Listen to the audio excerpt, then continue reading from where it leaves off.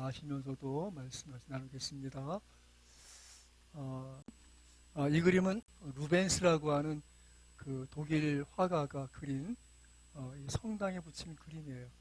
이 작가는 그 당시에 이제 종교개혁이 15세기에 일어났고 그 직후에 천주교 내부에서도 반종교개혁적 성향이 있었어요. 그러니까 조금 더 천주교의 신앙을 새롭게 하고자 그 당시에 이제 화가들도 거기에 부응하는 그런 작품을 그렸는데, 이게 지금 예수님이 십자가에 그래서 내려지는 그 그림이에요. 근데 이 작품이 좀 유명한 작품이고, 이 그림을 주시히 보면 여기 이 빨간 옷 입은 분은 아마도 요한 사도라고 보여지고요. 그리고 여기 이제 예수의 모친 마리아가 붙잡고 있고, 또 여기 이제 발을 붙잡고 있는 사람은 아마 막달라 마리아다라고 봅니다. 여기 이제 좀 대응할 만한 그림이 이제 개신교 작가로는 이제 렘브란트가 있어요. 네덜란드 화가고요. 그 당시에 이제 헤이그 국내에 있는 그 구 캐톨릭 성당을 이제 새롭게 개신교 성당으로 바꾸면서 여기에 비근한 작품을 좀 의뢰받았기 때문에 아마 참고해서 그린 것으로 여겨집니다. 근데 이 그림이 이제 그저 볼 게 아니라 이 그림을 좀 확대해 보면 이래요. 아리마스의 요셉은 부자라 지켜보고 있고, 그 시신을 내리는 아마도 니고데모가 아니겠나 여겨지는데, 니고데모의 얼굴이 렘브란트 작가 자신의 얼굴이에요. 그래서 이게 이제 개신교 작품과 천주교 작품이 다르다는 걸 상징적으로 보여주는 두 대비되는 작품인데, 이 렘브란트의 또 다른 그림에 조금 더 상세하게 묘사되어 있어요. 이미 이 앞에서 그림에서 잘 보이지 않지만 모친 마리아가 좀 어둠 가운데 좀 기절해 있는 장면인데, 여기서 명확하게 지금 차마 그 시신을 바라보지 못하고 쓰러져 있는 실신한 모친 마리아가 그려져 있고, 또 이 흰 수염이 난 사람이 아마도 아리마다스의 요셉이고, 예수님을 붙잡고 내린 사람은 그 은밀한 중에 예수님이 믿게 되었던 공회원이었던 니고데모가 끌어내리고 있고, 그것을 비추고 있는 사람이 바로 렘브란트 자신이 지금 횃불을 들고 그 예수님의 시신을 지금 비춰주고 있는 것이죠. 또 다른 그림이 있는데, 루벤스가 또 그린 그림 가운데 하나는 십자가를 세우다라는 그림이 있어요. 이 루벤스의 그림에서는 또 무엇을 볼 수 있는가 하면, 이렇게 요한 사도가 중심되어 있고 또 마리아도 중심으로, 그러니까 이 천주교의 신앙을 보여준 상징적인 장면이라면, 십자가에서 내려지는 그리스도가 또 같은 루벤스 작품인데 여전히 이제 요한 사도나 마리아가 좀 강조되어 있죠. 그런데 이제 렘브란트의 그림에는 무엇이 보이는가 하면, 십자가를 세우다라는 그 장면에서도 여전히 십자가를 세우는 그 결정적인 그 장면에 이렇게 작가가 아예 화가 모습 그대로 화가 이 캡을 쓰면서까지 그 안에 들어가 있는 것을 보여주면서, 만일 그리스도의 십자가를 세우는 일에 내가 하고 있다면 난 지금 어떤 심정일까를 되묻고 있는 것이고, 또 십자가에서 내려지는 그 그리스도의 관계에서도 내가 그 장면에 서 있었다면 나는 어떤 심정일까를 볼 수 있는 것이죠. 우리의 신앙이라는 것이 상대적인 것이 아니라 결국 주관적일 수밖에 없는 거예요. 내가 그리스도와 어떤 관계 안에 있느냐, 그걸 되묻는 과정이 결국 우리의 신앙의 과정이에요. 그런 면에서 오늘 말씀을 같이 좀 보기 원하는데, 오늘은 요한복음의 말씀입니다. 사도 요한에 의해서 기록된 복음서의 내용이에요. 그리고 그 내용을 정리해 보자면, 그리스도에 대한 증언과 증거, 또 그리스도의 사랑, 또 부활의 그 확증을 볼 수 있고, 주제는 말씀이 육신되어 오신 그리스도를 볼 수 있지요. 요한복음에 없는 것은 그리스도의 탄생과 성장, 그리고 비유가 전혀 없고 귀신을 쫓아내는 이야기도 없어요. 예수님의 그 최후 만찬과 성만찬 제정도 없고요. 예수님 행하신 기적 중에서는 오병이의 기적만 사복음서의 내용을 같이 공유하고 있지요.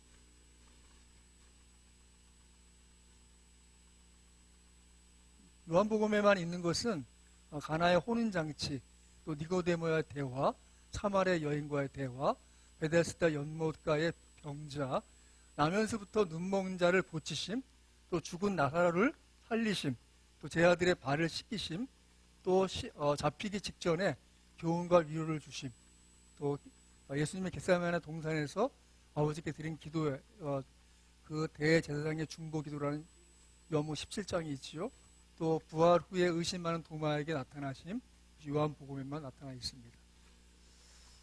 그래서 요한복음의 핵심의 내용을 요절을 본다면 이 말씀에 같이 한번 읽겠습니다. 시작. 예수께서 이르시되 보지 못하고 믿는 자들은 복되도다 하시니라. 예수께서 대아들 앞에서 이 책에 기록되지 아니한 다른 표적도 많이 행하셨으나 오직 이것을 기록함은 너희로 예수께서 하나님의 아들 그리스도이심을 믿게 하려 함이요 또 너희로 믿고 그 이름을 힘입어 생명을 얻게 하려 함이니라. 우리 신앙의 진수를 보여주는 내용이에요. 여러분, 하나님의 아들 그리스도는 살아계십니다. 그럼 우리를 위해 죽으실 뿐 아니라 살아계셔서 지금도 믿는 자들 가운데 역사하시는 분이십니다. 우리가 예수 하신 말씀 그대로 보지 못하고 믿는 자들이 복돼요. 그리고 우리가 육신의 안목으로 만나지 못하고 보지 못했지만 우리는 이 성경의 약속을 통해서 그분을 믿게 되었고 의리하게 되었어요. 그 참된 믿음의 은혜고 능력입니다.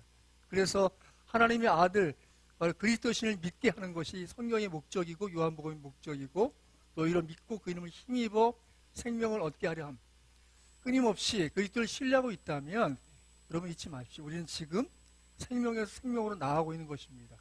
우리의 남아있는 인생 역시도 우리가 어떤 일을 만나든 그것은 죽을 일이 아니라 살 일로서 역사하실 주님이 우리와 함께 하시고 인도하시면 믿으시기 바랍니다. 그것이 믿음 안에 있는 내용이지요. 다 아시면서도 이 말씀을 같이 나누겠습니다. 오늘 말씀의 배경이 되는 구절이 이 마태복음 26장 32절입니다. 같이 한번 읽겠습니다. 시작. 그러나 내가 살아난 후에 너희보다 먼저 갈릴리로 가리라.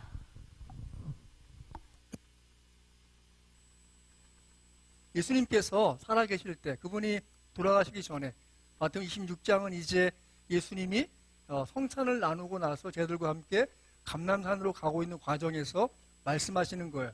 그러나 내가 살아난 후에 너희보다 먼저 갈릴리로 가리라. 십자가를 예고하시고 그리고 그분은 지금 제자들과 함께 산 위로 가십니다. 그럴 때 그 다음 말씀이 이렇습니다. 같이 한번 읽겠습니다. 시작. 베드로가 대답하여 이르되 모두 주를 버릴지라도 나는 결코 버리지 않겠나이다. 예수께서 이르시되 내가 진실로 내게 이르노니 오늘 밤 닭 울기 전에 내가 3번 나를 부인하리라. 지금 제자들과 함께 동행하는 예수님께서 내가 이제 곧 십자가의 길을 갈 것이고 죽게 될 것이지만 나는 다시 갈릴리에 너희도 먼저 가겠다라고 말씀하셨을 때 베드로가 다른 제자들을 향해서 또 예수님이 향해서 크게 외칩니다. 모두 주를 버릴지라도. 지금 뭐예요? 지금 같이 있는 사람들을 적당히 무시하고 있는 거죠. 뭐 이런 거죠. 다음 주가 장애인 선교 주일입니다. 우리 교회 장애인 선교 주일 위해서 좀 대청소함을 하겠습니다. 그래서 누가 나와서 얘기하는 거죠. 아무도 안 오도 저는 오겠습니다. 그러면 어떨까요? 굉장히 빛나 보이겠죠. 네? 근데 그 말을 듣고 있는 사람들은 기분 나쁘죠. 예를 들면 이겁니다. 집사님들이 지금 다음 주가 장애인 선교주일로 외부 목사님 오시니까 좀 청소가 필요하겠구나. 그걸 생각하고 있는데 우리 정 집사님이 미안합니다. 예를 들어서 목사님 아무도 안 오도 저는 오겠습니다. 딱 그랬을 때 나머지 집사님 생각 어떨까요? 제가 생각할 때 마음의 소리를 한다면 그래 너 잘났다 할 것 같아요. 그렇죠? 적당히. 근데 지금 베드로가 얘기하는 거예요. 모두 주를 버릴지라도 나는 결코 주를 버리지 않겠나이다. 근데 그 말 하자마자 예수님 말씀하십니다. 내가 오늘 밤 닭 울기 전에 네가 3번 나를 부인하리라. 그 다음 말씀이 이렇습니다. 같이 한번 읽어볼까요? 시작. 베드로가 이르되 내가 주와 함께 죽을지언정 주를 부인하지 않겠나이다 하고 모든 제자도 그와 같이 말하니라. 예수님이 지금 내가 오늘 밤 3번 나를 부인하리라 라고 얘기하셨는데 바로 이어서 베드로의 고백과 신앙은 이것입니다. 일사가고 내가 주와 함께 죽을지언정 주를 부인하지 않겠나이다. 그러니까 그 말 들으니까 다른 제자들도 한마디 하는 거죠. 우리도 그렇습니다. 라고. 베드로의 그 고백이 아니 그건 내 고백이야. 나도 그런 마음이야. 라고 얘기했어요. 그런데 이 마가복음 14장에서 이렇게 얘기해요. 힘있게 말하되 힘을 줘 얘기했어요. 또 누가복음 22장 34 같이 읽어볼까요? 시작. 그가 말하되 주여 내가 주와 함께 오게도 죽는 데에도 가기를 각오하였나이다. 내가 주와 함께 오게도 죽는 데에도 가기를 각오하였나이다. 이 구절을 주제 삼아서 우리 일제시대에 주기철 목사님이란 분이 평양 산정형교회 그 당시에 담임 목사님이 일제 순사들이 나와 있었어요. 그런데 이 주제로 설교를 해요. 일사각오. 결국 그분은 이제 해방되기 직전에 순교하시는데 어쨌든 베드로는 지금 일사각오의 마음이 있었단 말이에요. 주와 함께 오게도 죽는 데에도 가기를 각오하였나이다. 우린 다 알고 있어요. 베드로가 결국 그 결심이 그 각오가 실현되지 못하는 것을 알고 있어요. 여러분 근데 그건 베드로의 모습이 아니죠. 우리 때때로 어느 때인가는 하나님을 향해서 내 인생 전체를 내 가진 것 모두를 내 남아있는 생애를 주님을 위해서라고 각오할 수 결심할 수 있지만 그것이 깨지고 부서지는 순간들을 맞이해요. 어떤 거죠?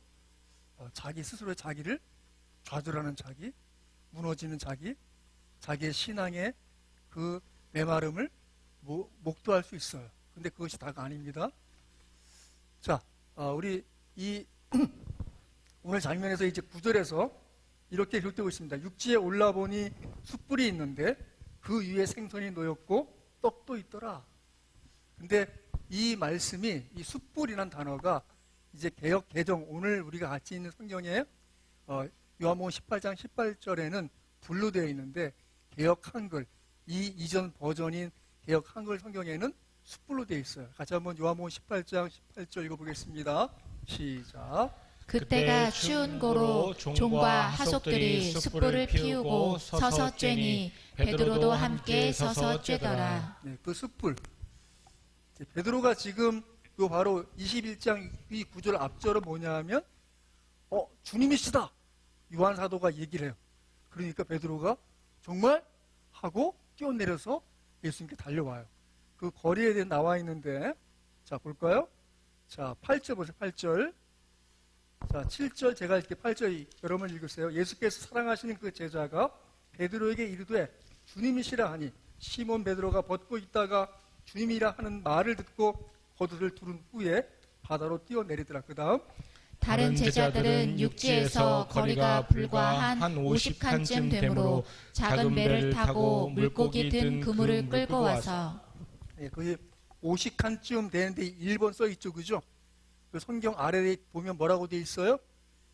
200규빗. 성경에서 자주 나오는 단위가 규빗이에요. 규빗. 규빗은 그 옛날 이 자가 명확하지 않던 시대에 성인 남자 손끝에서 팔꿈치 사이의 거리를 한 규빗.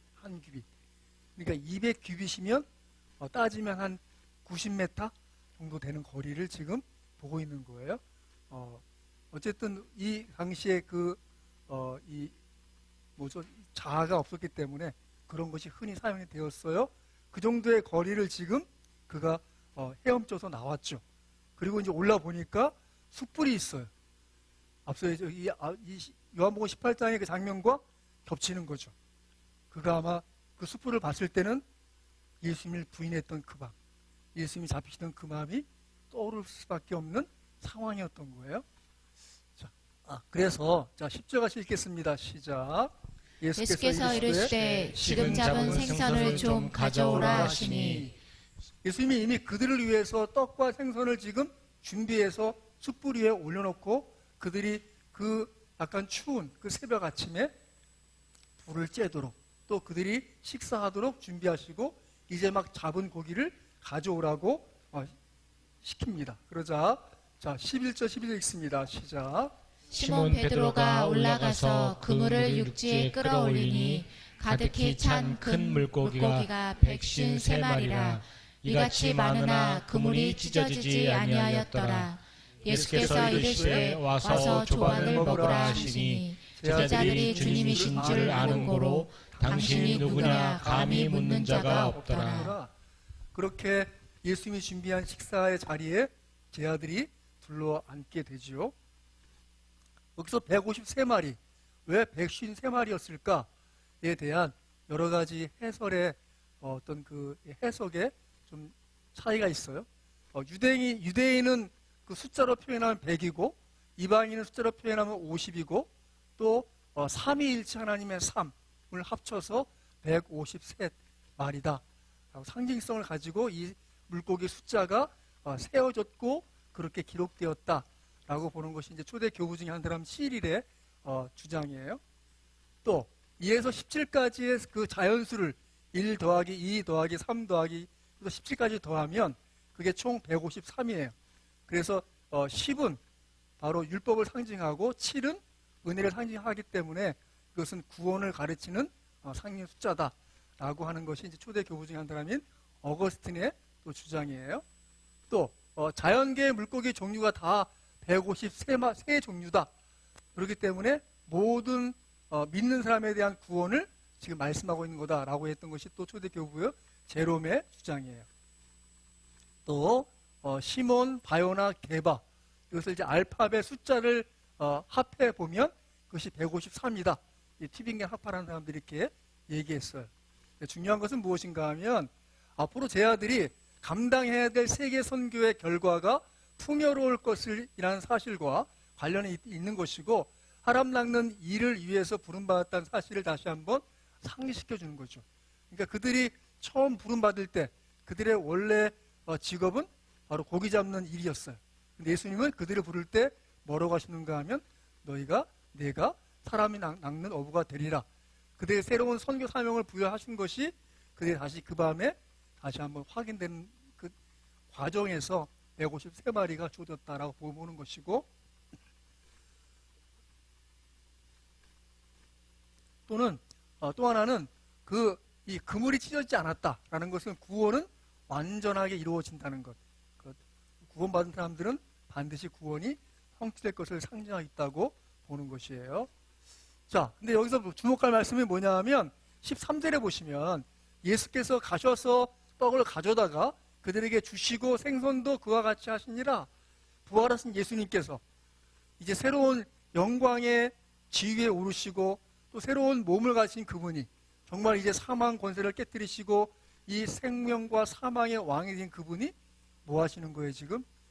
야, 내가 이제 새롭게 왕적 권위를 가지고 이 사망을 다스리는 권세를 가졌다. 나를 섬겨라가 아니라 그렇게 새로운 지위와 명예를 얻으신 그분이 오히려 가셔서 가져다가 주시고라는 이 원어 성경을 보면 이 동사 세 개가 모두 직설법이고 형제형이에요. 바꿔 얘기하면 지금 무슨 말이냐 하면 이 일은 지금 한 60년이 지난 시점에서 이 사도 요한이 이제 나이가 한 이제 90 가까이 되었을 때 그때쯤 그 일을 회상하고 기록하고 있어요. 그럼 어떻게 기록되게 됐을까요? 예수님께서 그것을 가져다가 그리고 가셨었는데 그걸 가져왔고 그걸 주셨어 라고 과거 완료형으로 기록해야 되는데 그것이 아니라 현재형으로 지금도 그분이 그 일을 하고 있음에 대한 그 상징으로 기록했다는 것이죠. 이 부활하신 예수님께서 섬기는 자의 그 자세로 계속해서 제 아들을 위해서 봉사하시는 그러한 모습이 너무나 감동적이었기 때문에 이미 60년 지난 그 시점에서도 사도 요한은 그것이 마치 현재 일처럼 지금도 이루어지고 있는 일로서 기록하고 있는 것을 보여주고 있는 것이죠. 여러분, 예수님이 우리의 섬김을 받으시는 것 같지만 돌이켜보면 그분이 우리를 섬겨주십니다. 믿습니까? 믿음이 충만한 사람일수록에 나이가 먹고 신앙의 연수가 차오를수록에 더 겸손하게 섬기고자 하는 것이 성숙한 신앙인 것은 부활하신 예수님도 제 아들에게 명하고 그들에게 뭔가 시킬 수 있는 그런 위치에 있었음에도 불구하고 그분이 지금 예수께서 가셔서 떡을 가져다가 그들에게 주시고 생선도 그와 같이 하시는 그 섬기의 모습을 보여주심을 주목하시기 바랍니다. 다 하시면서도 주님이 물으십니다. 요한의 아들 시몬아, 내가 이 사람들보다 나를 더 사랑하느냐? 그렇게 얘기할 때 이 헬라어 원어를 보면 이에스스 시몬 이오안누 아가파스메 플레온. 그래서 사랑한다는 말의 그 의미가 하나님의 사랑, 그럼에도 불구하고의 사랑, 그 완전한 그 사랑으로 묻고 있어요. 네가 완전한 사랑으로, 그 하나님의 사랑으로 날 사랑하느냐? 라고 물었단 말이죠. 베드로의 대답은 무엇입니까? 같이 한번 읽어볼까요? 시작. 주님 그러하나이다. 내가 주님을 사랑하는 줄을 주님께서 아시나이다. 이르시되 내 어린 양을 먹이라 하시고. 여기서 그 베드로의 대답은 필로의 사랑이에요. 필로는 뭐냐면 친구, 우정 같은 사랑. 네가 나한테 사랑해주, 나도 너 사랑해준다는 그런 피드백이 있는 사랑을 가지고 주님을 사랑할 수밖에 없습니다. 고백하고 있는 것이죠. 근데 이제 여기서 주님이 아십니다라고 할 때 이 15, 16절에서 오이다라고 써요. 쉬 오이다스. 주님께서 아십니다 라고 할 때 그 15, 16절에서는 직관적인 알의 측면을 강조하고 있어요. 바로 예수님이 갖고 있는 그 심적인 능력으로 그 모든 것을 아시는 그 아심으로 그 고백하고 있는데 17절에서 이 베드로의 대답은 예수님께서 자신과 지냈던 세월을 통해서 친히 자신의 사랑을 알 수 있다는 것을 고백하고 있는 것이죠. 그러니까 주님께서 아시오매 주님께서 아시나이다 라고. 그러니까 주님이 모든 것을 아시겠지만 내가 어떤 사람이고 어떠한 삶의 과정을 통해서 이 정도의 사랑밖에 할 수 없는 사람인 줄 주님이 아십니다 라고 고백하고 있어요. 그렇게 잘 아시면서도 왜 물어보셨을까요? 다 아시면서도 왜? 그분은 바로 내 어린 양을 먹이라, 내 양을 치라, 또 내 양을 먹이라고 하심으로써 목양의 길, 바로 필요한 것은 주님을 사랑함이. 무슨 말이냐 하면 결국 그 사랑으로서 날 사랑하느냐? 그렇다. 너에게 맡겨질 내 어린 양, 내 양, 바로 내 양은 그런 존재라는 거예요.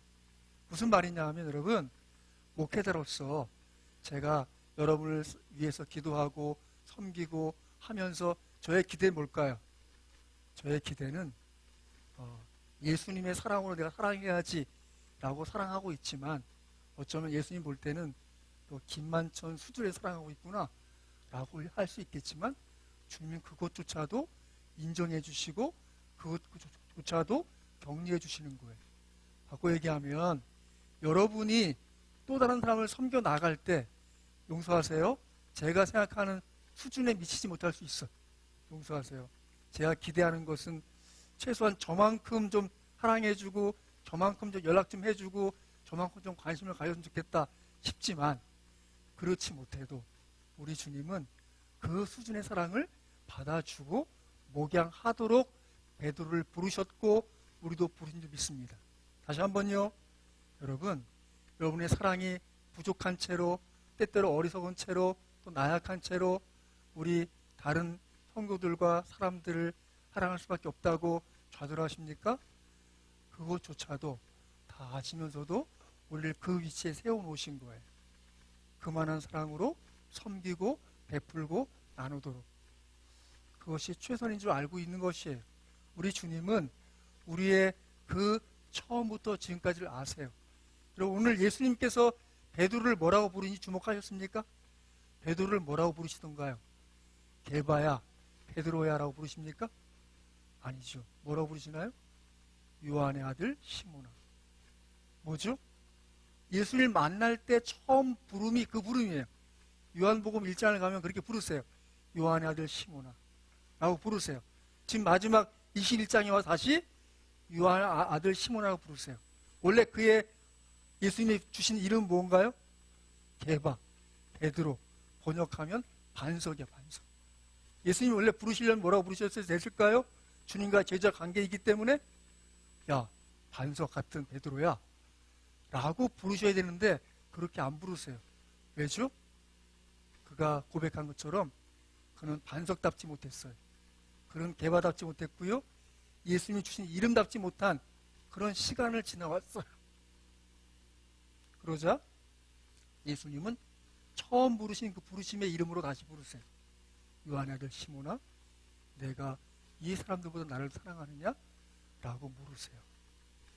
때때로 여러분, 우리가 스스로 우리의 신앙의 수준이 충만했다가 때때로 푹 꺼져서 나 같은 사람이 예수 믿는다니 라고 싶은 순간들을 만날 수 있어요. 그런데 불구하고 예수님은 거기에 머무르 있지 않도록 우리를 찾아오시고 만나주시고 우리의 처음 그 이름으로 불러주심으로 우리가 어떤 존재였는지를 상기시켜 주세요. 때때로 목회자들이 그래요. 제가 목사로서 목사들을 만나서 교제할 때 겪는 가장 큰 회복의 시점이 어디냐면 처음 부르심이 예수님 날 처음 어떻게 부르셨는지를 다시 되새길 때 다시 목회를 새롭게 할 수 있다고 고백을 해요. 저 역시 마찬가지.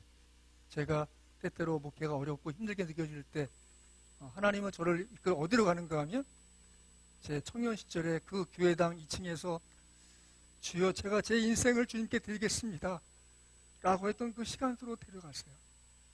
그래서 저로 하여금 나는 원래 그렇게 미약한 존재고 어리석은 존재고 좀 미숙한 사람이었는데 지나간 시간 속에 하나님 나를 여기까지 끌어오셨구나를 되새기게 해주세요. 여러분도 우리 주님이 여러분 대하실 때 왜 다 아시면서도 어떤 때는 침묵하시고 어떤 때는 좀 난해한 질문으로 나에게 말씀하시는지 싶은 그 순간에 우리 주님은 나를 넘어서 또 다른 누군가를 바라보고 있음을 잊지 마세요. 여전히 예수님은 우리로 하여금 주님의 양, 주님의 어린 양, 그들을 먹이고 치고 돌보라고 우리를 부르신 줄 믿으시기 바랍니다. 때때로 우리의 삶의 수준에서 우리 주님이 다 아십니다. 또 한 가지 같이 한번 읽어볼까요? 시작. 내가 진실로 진실로 내게 이르노니 내가 젊어서는 스스로 띠띠고 원하는 곳으로 다녔거니와 늙어서는 내 팔을 벌리리니 남이 내게 띠띠우고 원하지 아니하는 곳으로 데려가리라. 이 말씀을 하심은 베드로가 어떠한 죽음으로 하나님께 영광을 돌릴 것을 가리키심이라. 이 말씀을 하시고 베드로에게 이르시되 나를 따르라 하시니. 예수님을 따르는 제자의 길에 서 있기 때문에 다 아시면서 물어보시는 거예요. 지금 베드로의 상황 어떻습니까? 다른 제자들 보기에 부끄러운 자신의 과거가 있어요. 다른 제자들이 다 주를 버릴지라도 나는 주와 함께 죽겠나이다. 내가 오게도 죽는 길에도 함께 하겠습니다라고 그 각오와 결심을 얘기했던 사람이었어요. 근데 예수님은 지금 숯불을 피워놓고 생선을 뒤집어 가면서 그의 시선을 자신의 그 부끄러운 순간에 직면하게 하세요. 그리고 예수님 물으세요. 내가 이 사람들보다 나를 더 사랑하느냐. 예수님의 그 질문의 핵심이 무엇인가 하면 예수님은 그 사람들이 보는 앞에서 그에게 다시금 제자의 길을 갈 수 있는 기회를 주시고자 하시는 거예요. 예수님이 다 아시면서도 우리를 왜 너무 뻔한 상황에 다시 한번 직면하게 하시고 너무 뻔한 질문들로 우리를 직면하게 하십니까? 그것은 다시금 예수님을 따르는 제자의 길에 나설 수 있는 기회를 주시고자 하십니다. 예수님이 계속해서 우리에게 그것을 다 알고 계시면서도 우리에게 말씀하십니다. 그리고 말씀하시기를 나를 따르라. 내게 이르노니. 핵심은 그거예요. 나를 계속 따르겠느냐는 것이죠. 중요한 것은 어디를 보고 누구를 보고 있는가요? 베드로가 지금 무엇을 보고 있습니까? 자, 같이 볼까요? 자, 20절. 자, 20절, 21장 20절 같이 읽습니다. 시작. 베드로가 돌이켜 예수께서 사랑하시는 그 제자가 따르는 것을 보니 그는 만찬석에서 예수의 품에 의지하여 주님, 주님을 파는 자가 누구오니까 묻던 자더라. 이에 제자들, 바로 이제 여기서 베드로가 누굴 본다고요? 그를 봐요. 그가 누굽니까? 예수님이 잡히는 그 밤에 만찬석에서 예수의 품에 의지하여 주님, 주님을 파는 자가 누굽니까? 라고 묻던 주님과 긴밀한 관계 속에 있던 사도 요한이 그런데 예수께 말씀하십니다. 22절 같이 읽습니다. 시작. 예수께서 이르시되 내가 올 때까지 그를 머물게 하고자 할지라도 내게 무슨 상관이냐 너는 나를 따르라 하시더라. 다른 사람과 비교하지 말라는 거예요. 다른 사람을 주목하지 말라는 거예요. 다른 사람을 주목하지 말고 주님을 주목해야 주님을 따를 수 있습니다. 믿습니까? 우리의 생각과 마음이 때때로 분산돼요. 어려워져요. 주님을 주목하면 집중할 수 있어요. 내가 해야 될 최선이 무엇인지가 분명해집니다. 그래서 기억할 말씀 같이 한번 읽어볼까요? 시작. 너는 악인의 형통함을 보고 부러워하지 말며 그와 함께 있으려고 하지도 말지어다. 다른 사람 잘 되는 것 보지 마세요. 그거 중요한 거 아니에요. 따라하세요. 주님은 내 인생을 향하신 목적과 뜻이 있습니다. 그것을 명확하게 보여줄 말씀이 18절 같이 한번 읽습니다. 18절입니다. 시작. 내가 진실로 내게 이르노니 내가 젊어서는 스스로 뛰고 원하는 곳으로 다녔거니와 늙어서는 내 팔을 벌리니 남이 내게 띄우고 원하지 아니하는 곳으로 데려가리라. 결국 인생은 살아보면 내가 원하는 대로 살고 있는 것 같지만 내가 원하는 것 반이고 하나님이 그 이상 이끌고 계신 걸 보여요. 여전히 여러분의 인생을 바라볼 때 내가 어디로 가랴 무엇하랴 하고 있습니까? 여러분이 선택할 수 있는 최선은 여러분이 하고 싶은 거 하십시오. 여러분의 마음에서 하고 싶은 거 하세요. 하지만 종국엔 그 모든 길은 우리 주님을 따르는 길로 연결되어 있습니다. 제가 볼 때는 우리가 어떤 선택을 하고 어떤 결정을 하든 결국은 우리 주님이 우리를 쓰시고자 하는 길로 인도하시고 안내하시는 것으로 나아가게 됩니다. 오늘 베드로의 이후 일생을 우리가 대략 압니다. 그는 결국 초대교회 예루살렘 교회를 세우는데 귀하게 쓰임받아요. 우리가 이후에 사도행전을 보면 1장부터 12장의 그 주인공은 베드로죠.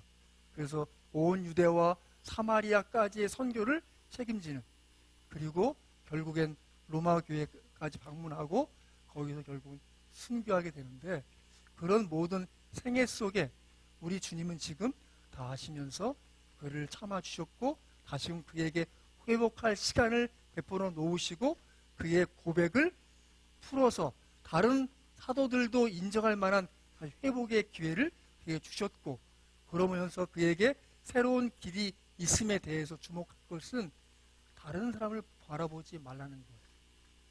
주님을 따르는 거예요. 오늘 말씀에서 반복해서 주님은 너는 나를 따르라 2번이나 말씀하세요. 중요한 핵심이 무엇입니까? 주님이 우리를 아시는 그 마지막 길은 무엇인가 하면 주님을 따르는 것으로 결론 내어질 것입니다. 내 생에는 어떤 식으로 죽음을 맞이하든지 종국엔 이 죽음 너머에 우리를 인도하시는 주님은 그렇게 나를 인도하셨음을, 또 내가 주님을 따라왔음을 보게 될 것입니다. 바라긴 여러분 마음속에 주님을 사랑한다고 진심 어린 고백을 시시로 때때로 들으십시오. 여러분의 수준의 사랑이 우리 주님 보시는 그 사랑에 미치지 못하고, 혹은 누군가의 그 주님을 향한 사랑보다 내가 충만하지 못하다 싶은 순간이 있을지라도 우리 주님은 그것을 귀하게 받아 여러분의 그 사랑을 통해서 예수님의 또 다른 어린 양, 또 다른 양을 먹이고 치는데 여러분을 사용하실 줄 믿습니다. 여러분, 믿음을 고백하십시오. 사랑을 고백하십시오. 소망을 놓치지 마십시오. 우리 주님은 여러분을 통해서 일하시기 원하시기 때문에 다 아시면서도 우리가 원하는 수준의 질문이 아니라 그분이 원하시는 질문을 우리에게 하심으로써 우리의 믿음의 고백을 새롭게 하기를 원하십니다. 바라기는 이번 4월 또 남은 한 해 동안 여러분의 믿음의 고백이 새로워지는, 그래서 새롭게 주님을 경험하시는 귀한 한 해 되시기를 주의 이름으로 축원합니다.